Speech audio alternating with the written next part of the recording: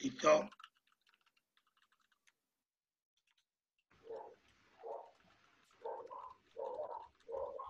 Bueno, entonces decíamos que hoy vamos a empezar a trabajar el concepto de probabilidad. Y bueno, ahí ustedes me decían, ¿no? Que chances, posibilidades. eh, Hay tres formas de mirar a la probabilidad. Uno es el enfoque clásico, que tiene que ver con esto que decían ustedes, ¿sí? Ese enfoque clásico tiene que ver con, primero, contar, ¿sí? Saber contar las posibilidades que tengo.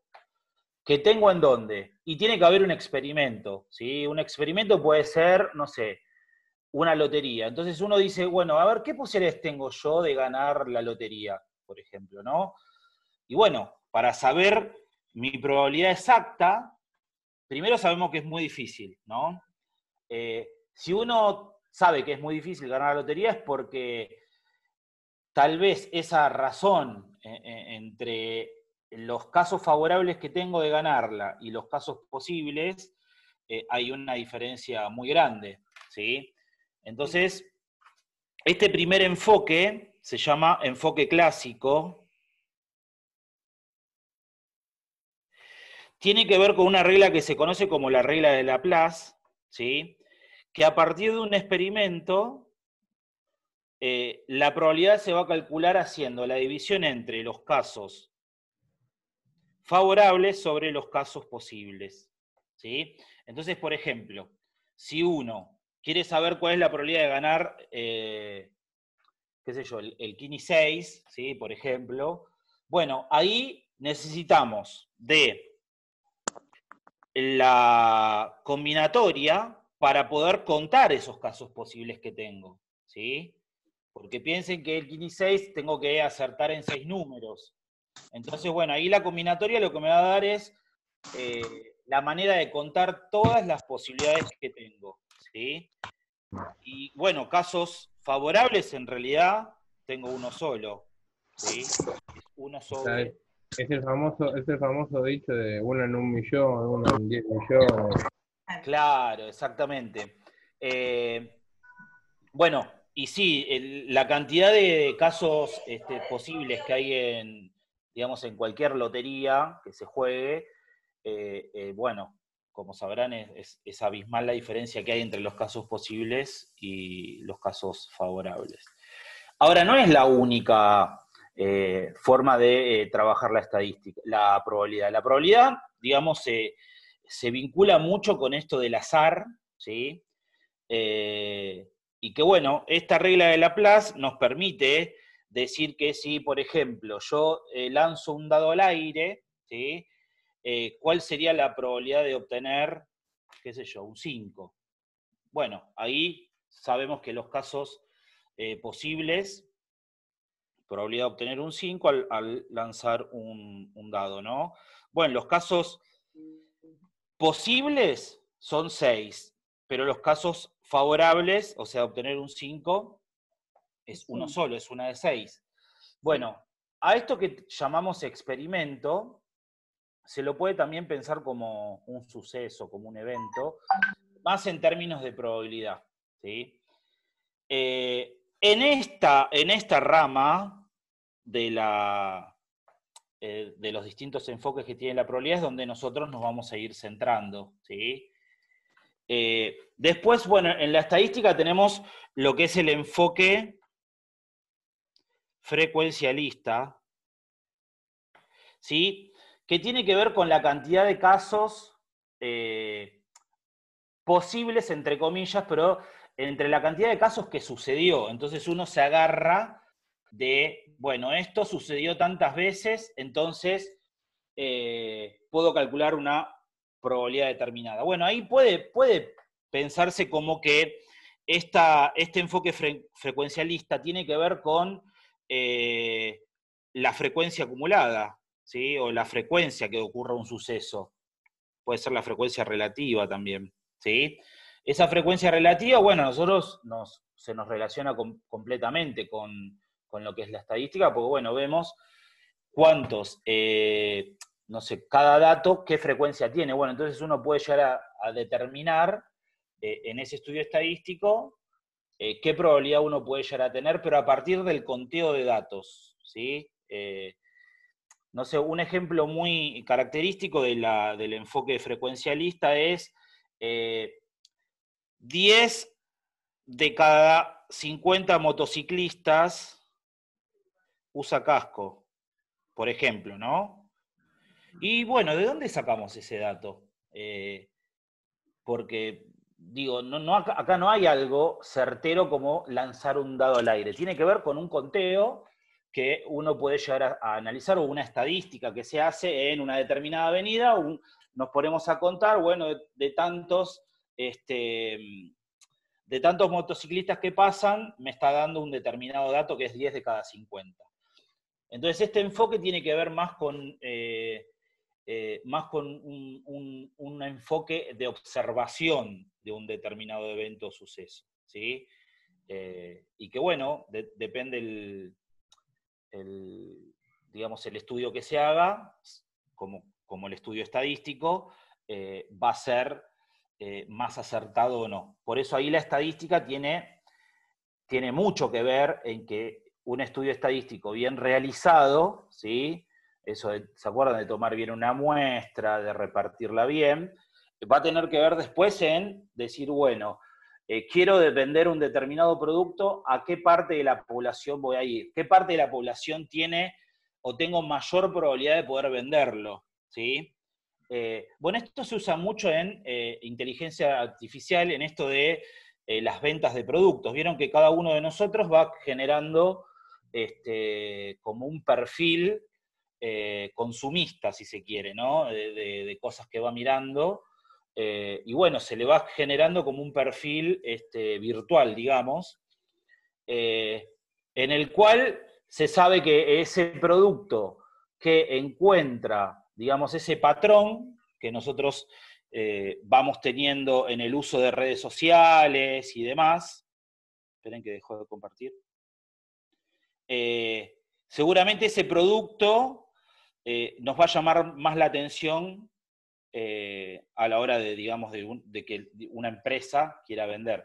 No sé si alguno vio creo que está en Netflix, hay un documental, se me fue el nombre ahora, pero tiene que ver con esto, con el tema de las redes sociales, cómo digamos, estas sugerencias que nos van apareciendo mucho. El dilema de las redes sociales. El dilema de las redes, ahí está. Es digamos, más allá de la probabilidad y la estadística, es un lindo documental porque, bueno, no hay te dan muchas ganas cosas. el celular después. No, pero a ver, hay muchas de las cosas que nos dice ese documental que las sabemos, pero hay otras que, digo, hay que tener cuidado y nada, digo, el uso excesivo de todo es malo. Y bueno, eso tiene que ver con, digamos, cómo se pueden llegar a relacionar la probabilidad estadística. Esos servidores trabajan con cuántas veces ingresaste a ver un producto y entonces ahí te empiezo a mandar información, ¿sí? Es como Un algoritmo. Un algoritmo de negocios, exactamente.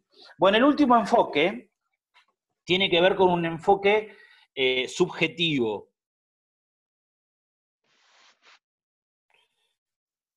¿Qué tiene que ver este enfoque subjetivo? Bueno, que puede llegar a haber alguna probabilidad, ¿sí?, de que un suceso ocurra si tenemos como dato de que alguna vez pasó, ¿sí?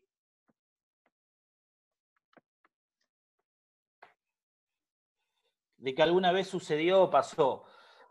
No sé, por ejemplo, salgo de mi casa, me quiero ir hasta el centro de cualquier localidad y tengo un semáforo, ¿está bien? Entonces uno dice, bueno, de 50 veces que pasé por ahí, el semáforo me agarró en 2 oportunidades. Y bueno, esa probabilidad es subjetiva, o sea, ese 2 de 50 es subjetivo porque tal vez otra persona hizo el mismo recorrido y lo agarró 10 veces. Entonces, hay probabilidades que son subjetivas, que se toman como una probabilidad porque existe la posibilidad de que salga de mi casa, haga ese recorrido y me agarre el semáforo en rojo. Una o 10 veces de las 10 que voy. Entonces, digo, esos son los 3 enfoques que uno puede encuadrar a la probabilidad. Todo esto que yo les voy contando van a tener un apoyo teórico que tiene que ver con esto, con notación, de cómo se escribe determinada simbología en la probabilidad, pero bueno, hoy vamos a ir trabajando bien despacito algunos conceptos que son importantes, ¿sí? En principio, podemos diferenciar a la estadística en estos 3 enfoques. En el enfoque clásico es donde nosotros vamos a trabajar con algo que realmente se pueda calcular la probabilidad y que no sea ni subjetiva ni relativa, sino que se pueda calcular, ¿sí?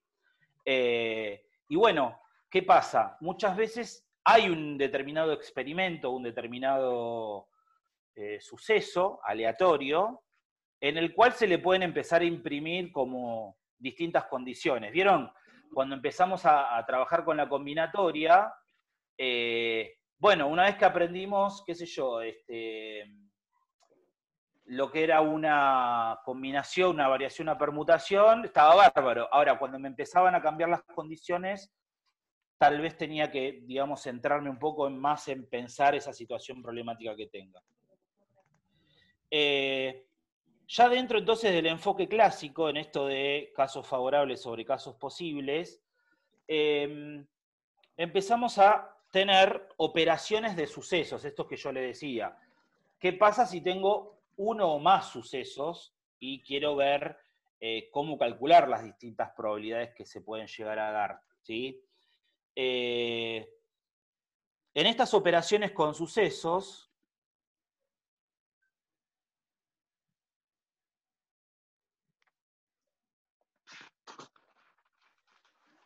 tenemos los sucesos mutuamente excluyentes, ¿sí? Mutuamente excluyentes, que se lo conoce como la suma de las probabilidades, ¿sí? Y en la suma de las probabilidades uno va a tener que darse cuenta que es una suma cuando a mí me empiecen a pedir la probabilidad de que un suceso A ocurra o un suceso B ocurra, ¿sí? Cuando me aparezca esta palabra, este conector lógico, si se quiere, este O, me voy a tener que dar cuenta que voy a tener que sumar las probabilidades, ¿sí? Y cuando me aparezca el conector I, se van a tener que multiplicar, pero bueno, no me quiero adelantar. Digamos, cuando dos sucesos son mutuamente excluyentes, bueno, cuando la ocurrencia de uno no, digamos, no implica en la ocurrencia del otro, están como separados, ¿sí? O sea, una cosa no tiene nada que ver con la otra. Por ejemplo, si uno quiere obtener, no sé, obtener la probabilidad de sacar un as o un 3 de un mazo de cartas, ¿sí? Fíjense que ahí los sucesos son excluyentes porque no tienen nada en común. ¿Qué significa esto de que no tienen nada en común? Bueno, en probabilidad existe esto de saber cuáles son los casos posibles, ¿está bien? Para poder calcular la probabilidad. En esto del espacio posible hay un concepto que se llama espacio muestral.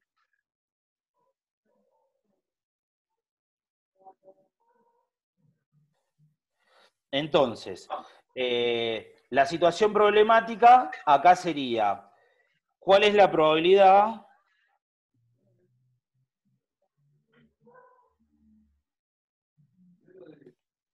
de obtener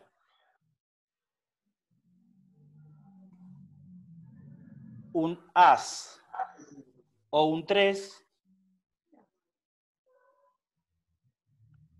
¿sí? Sacando una sola carta de un mazo de 40, ¿sí? Porque, bueno, si podemos tener, digamos, barajas con mayor cantidad de cartas.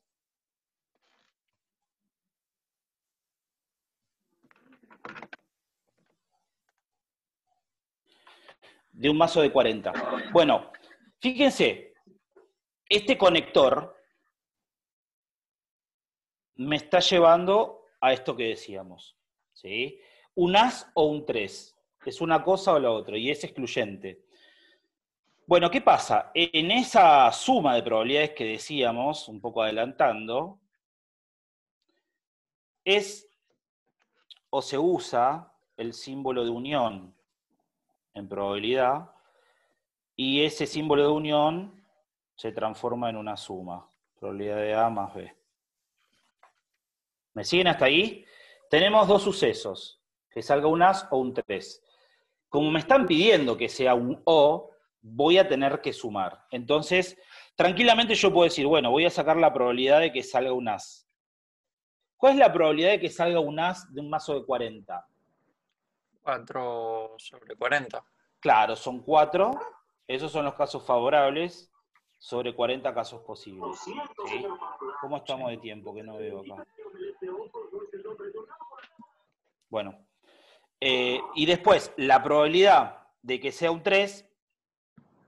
La misma, de 4 sobre 40. Eso, es 4 sobre 40. ¿Estamos?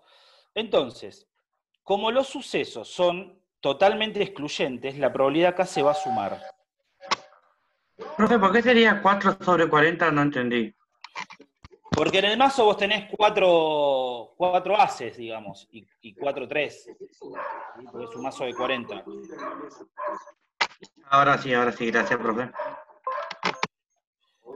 Y entonces, bueno, esto sería 4 de 40 más 4 sobre 40. Sumado me da 8 sobre 40. Simplificado es un quinto. Y esa es mi probabilidad. ¿Está bien? ¿Qué es importante que entiendan acá? Que el suceso es excluyente porque la probabilidad de A no interfiere, o si lo pensamos como un diagrama de Venn, con la probabilidad de B, o sea, no tienen nada en común. ¿Sí? Cosa que van a ver en la próxima operación, que sí van a tener cosas en común, entonces vamos a tener que pensarlo por ahí de otra manera. Parecido, pero de otra manera. Son parecidos, pero tienen diferencias. ¿Estamos? Entonces, acá lo importante es saber que cuando me están hablando de un O como conector lógico en esa operación, se va a utilizar la suma de probabilidades. ¿Estamos de acuerdo? De acuerdo. ¿Sí? Bien. Voy a pasar de pantalla. No sé si alguien está tomando apuntes, quiere terminar de tomar apuntes. Yo ya no tengo. ¿Estamos? Sí. Bueno. Dentro de la misma, digamos, como de la misma operación o parecida, están los sucesos compatibles. Los sucesos son compatibles cuando digamos, la ocurrencia de uno no impide la ocurrencia del otro, pero pueden tener algo en común. ¿Sí? Pueden tener algo en común. ¿Sí? ¿Y qué pasa? Acá también vamos a estar hablando de un O. Les van a pedir la probabilidad de A o B. ¿Sí? Pero ¿qué sucede? Cuando hago la suma de las probabilidades, bueno, hago la unión, ¿no? Esto que estamos incorporando. Cuando hago esa unión,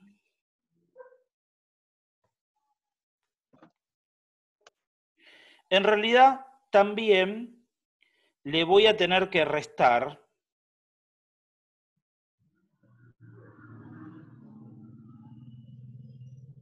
o sea, hasta ahí es igual que el anterior, ¿sí? Es igual que el anterior. Pero en esta situación de que los sucesos son compatibles, que tienen algo en común, le voy a tener que restar la intersección. ¿Sí?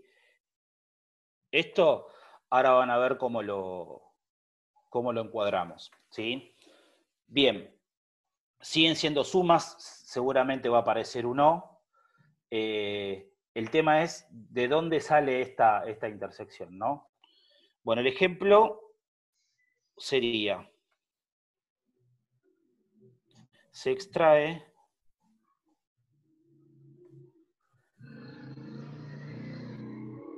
una carta de un mazo de 40, esto igual, de un mazo de 40, coma, hallar la probabilidad de obtener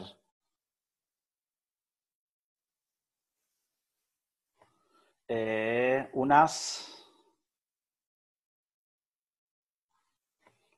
o que sea de copas. ¿Sí? O sea, esa carta va a poder ser un as o va a poder ser de copas. Entonces quiero saber cuál es la probabilidad. ¿Qué pasa? Nuevamente, me aparece el O, ¿sí? Ese conector ahí. Sí. Y ahora yo les voy a mostrar esto. Si armo el diagrama de Venn, ¿sí? Yo voy a tener la probabilidad de obtener un as.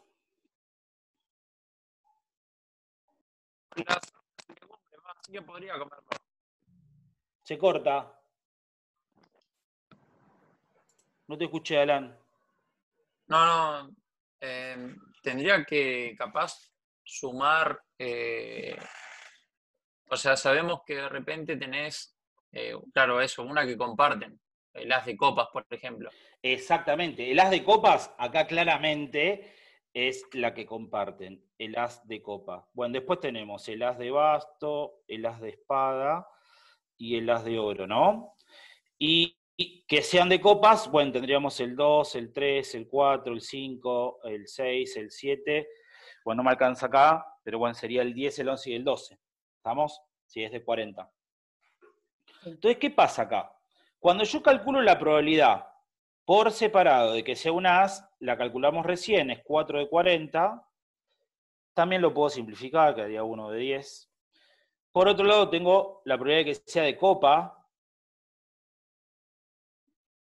Que sea de copa 10 sería sobre 40. 10 sobre 40. Ya son expertos en probabilidad. Perfecto, en 5 minutos. 10 sobre 40, esto es 1 sobre 4. ¿Estamos? Bien, ¿qué pasa? Si a mí me piden la probabilidad de que sea as o copa, sumo las probabilidades, está muy bien, vamos a dejarlo así con ese denominador para que se entienda. Más 10 sobre 40, pero ahí estaría mintiendo, porque hay uno que comparten, entonces lo estaría como contando 2 veces. 1. Que sería el que comparten, es 1 de 40. Que se los voy a marcar acá. Es El del este. medio, la intersección. Exactamente, la intersección. ¿Está? Bueno, ahí haciendo la cuentita, ya sería 4 de 40, 14 de 40, menos 1 de 40, son 13 de 40. ¿Sí? Si no hago mal la cuenta, 13 de 40. Sí. Bueno, ese 13 de 40 generalmente en probabilidad se lo puede escribir como un porcentaje, porque es un porcentaje eso, chicos. Que sería 0,32, 0,325 de que ocurra. ¿Estamos? Y bien, ahí tenemos los sucesos compatibles. En los dos casos estamos hablando de sumas, pero tengo que darme cuenta si esa combinación de sucesos tienen cuestiones en común. ¿Sí? A la hora de analizar el experimento, me toca ¿Queda darme cuenta. expresado, Martín, queda expresado en 0,32 o 32,5%? Después, digamos, nos vamos a poner de acuerdo, no me acuerdo si en esta guía, a ver si la tengo acá, en el tema del redondeo, déjame ver. Estoy viendo que en la guía está todo como fracción, ¿sí? O sea que ahí no vamos a tener discusión al redondeo. Ok. ¿Está? Van a poder hacerlo así. Bueno, nos quedan dos sucesos que son muy parecidos también como estos dos, que obviamente, bueno, se cortó de vuelta. Van a hablar del I como conector lógico.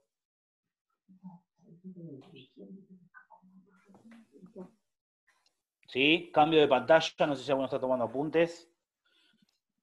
Sí, ya no. Un ¿Estamos? minuto. Dale, espero. Decía esto de los otros el otro conector que vamos a trabajar en probabilidad es el I, que es como la intersección, ¿no? Y bueno, ahí van a ver que vamos a utilizar en vez de la suma, la multiplicación. Bueno, el próximo suceso, vamos a trabajar con sucesos independientes.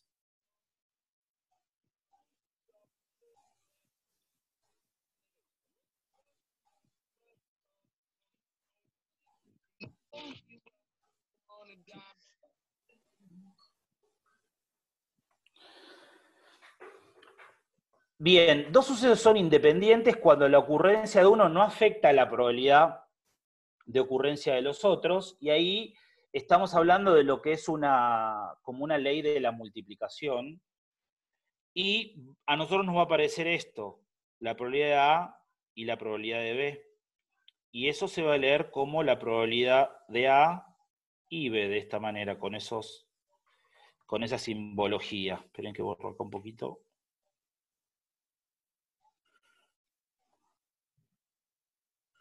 ¿Sí? Y resolver eso va a ser hacer la probabilidad de A por la probabilidad de B. Pero este cálculo va a ser así de directo cuando sean independientes. ¿Sí? Cuando sean independientes se va a multiplicar así como directamente. ¿Sí? Pero en el otro caso que vamos a ver que son dependientes, ahí va a tener que ver cómo esa cantidad de casos posibles se puede ir digamos, puede ir variando, ¿tá? No me quiero adelantar. El ejemplo acá sería,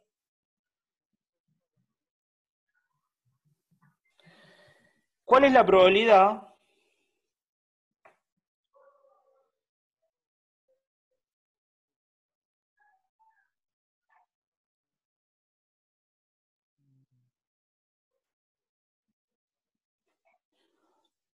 de sacar o de obtener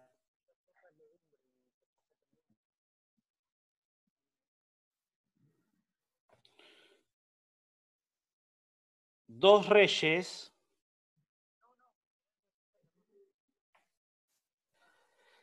tomando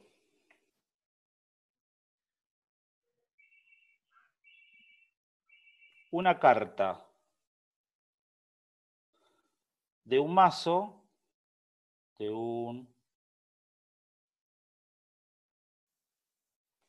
y la otra carta de otro mazo de 40.